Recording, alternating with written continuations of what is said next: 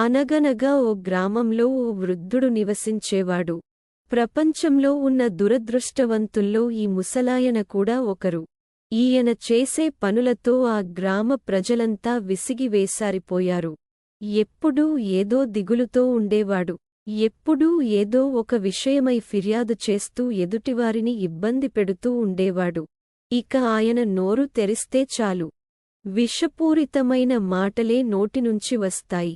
అందుకే ఆ గ్రామ ప్రజలు ఆ ముసలాయన్ను దూరం పెట్టారు. ఆయన ప్రవర్తనే ఆయనకు శాపంగా మారింది. అతని పక్కన ఉంటే అవమానంగా భావించేవారు గ్రామస్థులు. తన మాటలతో ఇతరులను బాధించి వారిలో ఉన్న సంతోషాన్ని దూరం చేసేవాడు ఈ ముసలాయన. ఇక ఓ రోజు వచ్చింది. ఆ రోజుతో ఆయనకు 80 ఏళ్లు వచ్చాయి. ఓ రోజున గ్రామ ప్రజలంతా ఆయనకు సంబంధించిన ఒక వార్తను విన్నారు. ఎప్పుడూ ముభావంగా ఉండే ఆ ముసలాయనలో పెనుమార్పు కనిపించింది. ఎవరి గురించి ఎలాంటి ఫిర్యాదులు చేయడం లేదు సరికదా. అతని ముఖంపై చిరునవ్వు కనిపిస్తోంది.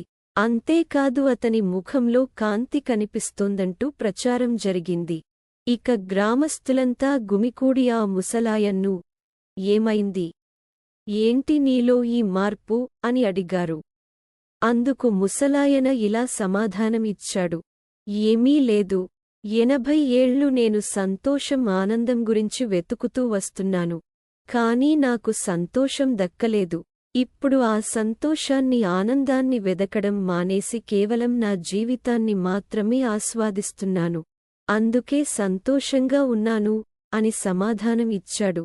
కథలో నీతి: సంతోషం ఆనందం కోసం వెతకడం మానేసి మనకు భగవంతుడు ఇచ్చిన జీవితాన్ని ఆస్వాదిస్తే సంతోషం ఆనందం వాటంతట అవే వస్తాయి.